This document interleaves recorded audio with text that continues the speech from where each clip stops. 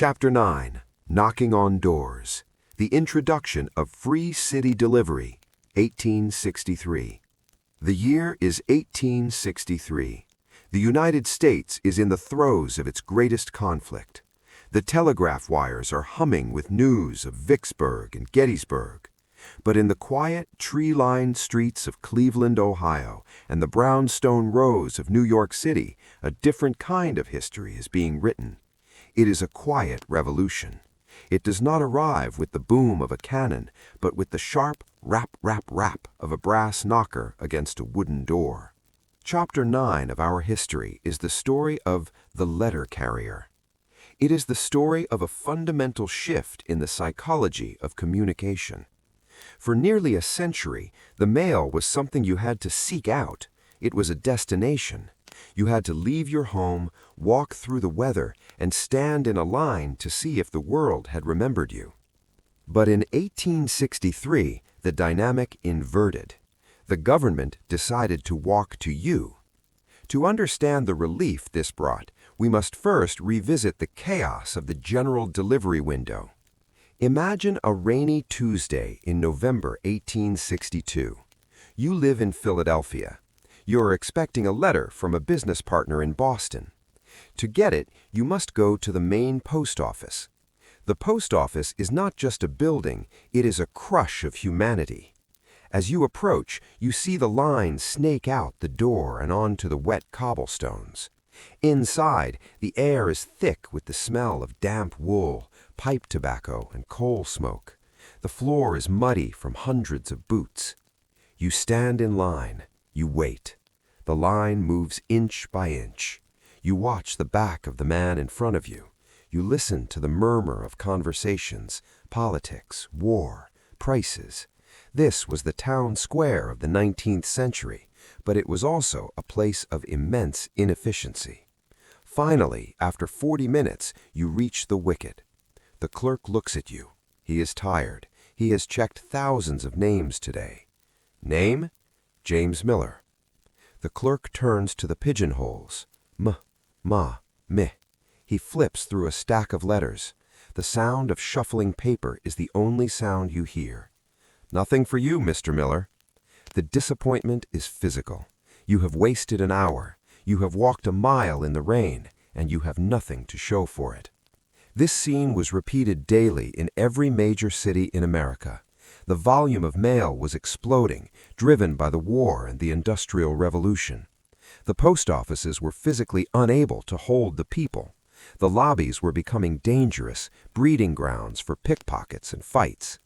The idea to change this came from a man named Joseph Briggs, a postal clerk in Cleveland, and was championed by the visionary Postmaster General Montgomery Blair. Their logic was a masterpiece of efficiency. Why have 500 people walk to the post office to pick up 500 letters when one man could walk to 500 houses and deliver them? On July 1, 1863, the experiment began. Free city delivery was inaugurated in 49 northern cities. Let us visualize the emergence of this new figure, the carrier. In 1863, he did not yet have the crisp, standardized uniform that would become iconic later. He was a man in transition. He likely wore a civilian coat and trousers, perhaps a kepi-style cap that echoed the military fashion of the day. But he carried the tool of his trade, the satchel. The leather mail satchel is one of the great artifacts of American labor. In the 1860s, it was made of heavy, stiff cowhide. It was tanned to a deep, rich brown. It had a wide strap that went over the shoulder, distributing the weight across the chest. And it was heavy. A carrier's bag could weigh 30, 40, sometimes 50 pounds at the start of the route. It was filled with bundles of letters tied with twine and the heavy rag paper newspapers of the era. The carrier's day began in the pre-dawn darkness of the post office. This was the sorting time. The carrier stood at a case, much like the railway clerks we met in the previous chapter. But his sorting was different. He wasn't sorting by city, he was sorting by street and by house number. He had to build a map in his mind. He had to organize the letters in the order of his walk. He had to know that he would walk up the east side of Chestnut Street, cross over at 4th Avenue, and come down the west side.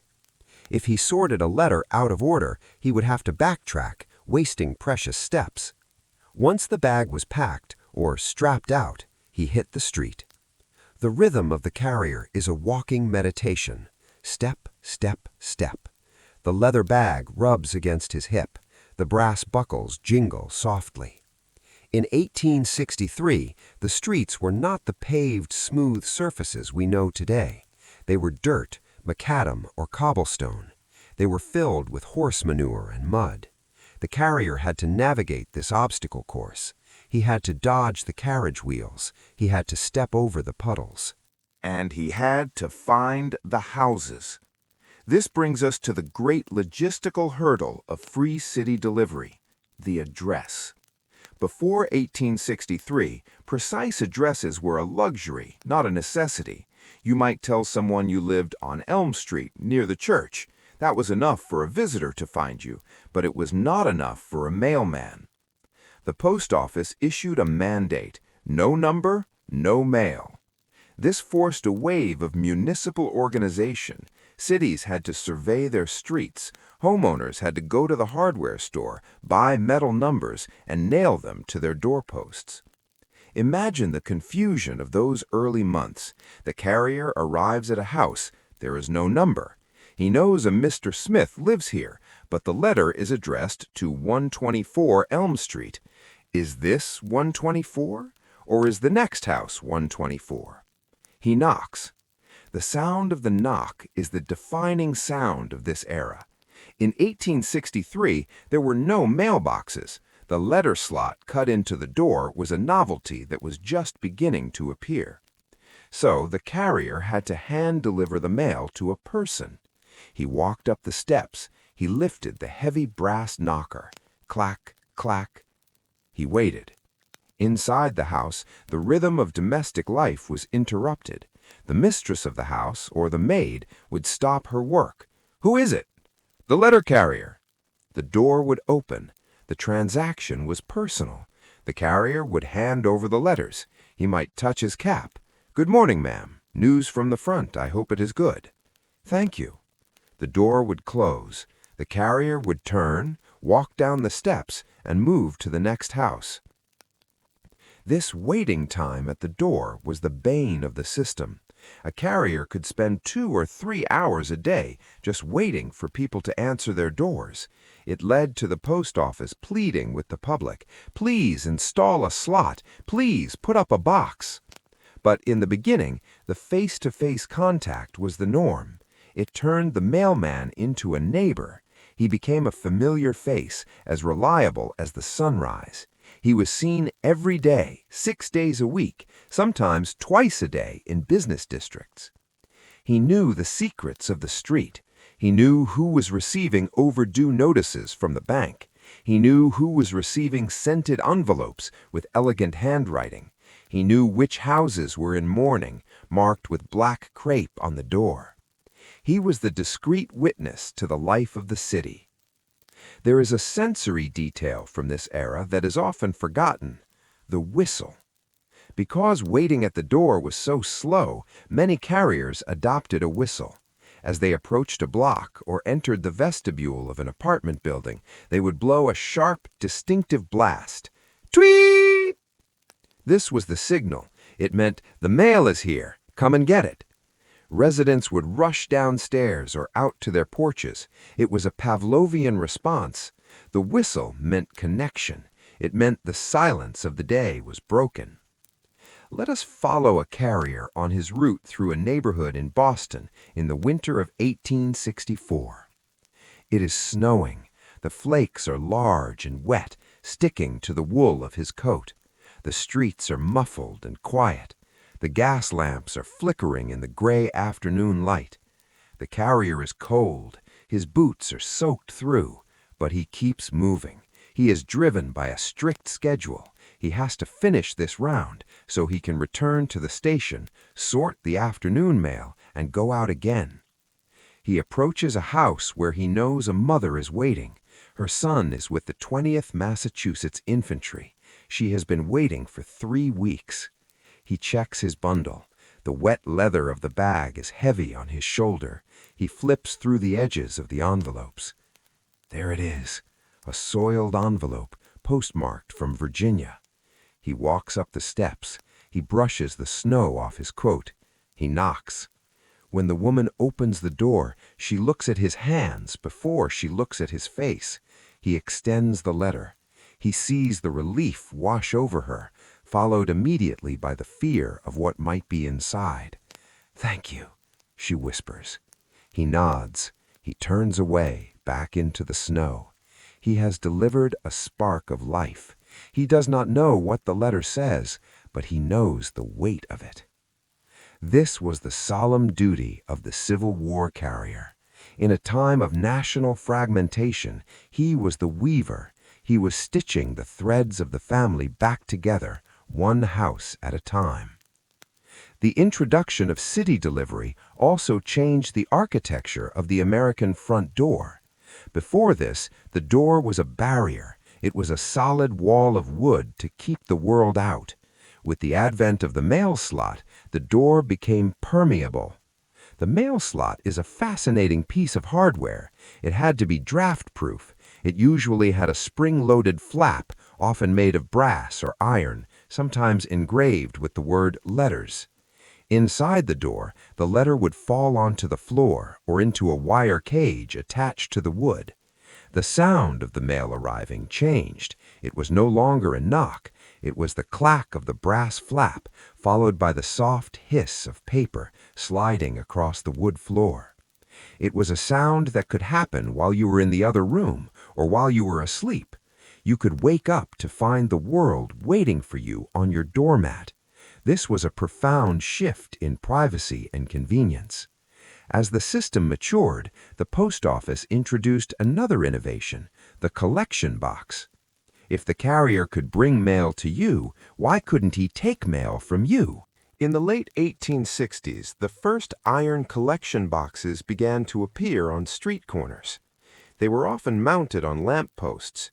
They were small, ugly things at first, sometimes just tin boxes, but they evolved into the sturdy cast-iron sentinels we recognize. This completed the loop. Now, a citizen could write a letter at their desk, walk to the corner, drop it in a box, and return home. They never had to see the inside of a post office. The carrier would come along, unlock the box, sweep the letters into his satchel, and carry them away. The city became a machine of moving paper. The carrier's uniform eventually became a point of pride. By 1868, Congress authorized a uniform. It was a cadet gray, similar to the uniforms of West Point cadets. It had black trim and brass buttons. The uniform gave the carrier authority. In the chaotic, transient world of the growing industrial cities, the man in the gray coat was an anchor. He was a federal agent walking the sidewalk. He was trusted. You could hand a letter to a carrier on the street, give him a penny for a stamp, and trust that he would take care of it. But the job was physically brutal. There were no trucks. There were no relay boxes where a truck could drop off fresh bags for the carrier to pick up. That would come later. The carrier carried everything. If he had a heavy load of magazines or circulars, he simply had to bear it. Carrier folklore speaks of the Christmas crush, even in the 19th century, when the volume would triple. And then there were the dogs. The relationship between the mail carrier and the dog is as old as the service itself. In the countryside, a farm dog guarded the property. In the city, a dog guarded the porch. The carrier was an intruder. He came every day, made a noise, and left. To a dog, this was suspicious behavior. Carriers were not allowed to carry weapons. They had to use their satchels as shields. A skilled carrier learned to keep the heavy leather bag between his legs and the snapping jaws of a terrier. Let us return to the atmosphere of the evening. The sun has set. The gas lamps are lit. The carrier is on the final leg of his route. His bag is light now, almost empty. He walks with a slightly different gait, the homeward trudge. He passes the houses he visited earlier. He sees the glow of oil lamps in the windows. He sees the shadows of people moving inside. He knows that in many of those houses, people are reading the words he brought them. A merchant is reading a ledger. A lover is reading a poem. A mother is reading a letter from a son. The carrier is the invisible infrastructure of their happiness and their sorrow. He reaches the local postal station. It is a warm, bright place, smelling of ink and coffee. He unbuckles his empty satchel. He hangs it on a hook. He takes off his cap and wipes his forehead. He signs the logbook. Route 4 completed. He steps out into the night, just a civilian again. He walks home to his own family, to his own door. The introduction of free city delivery was more than just a logistical upgrade. It was the moment the American government entered the American home. It was the moment the nation became intimate. It turned the abstraction of the United States into a person, a man in a gray coat with a leather bag, who knew your name and knew where you lived. As you drift toward sleep, imagine the sound of that 1863 street, the rattle of a carriage wheel on cobblestones, the distant whistle of a train, and closer, much closer, the rhythmic, purposeful footsteps of the messenger. Step, step, step. He stops. The click of the gate latch, the heavy brass knocker. Rap, rap, rap. The message has been delivered.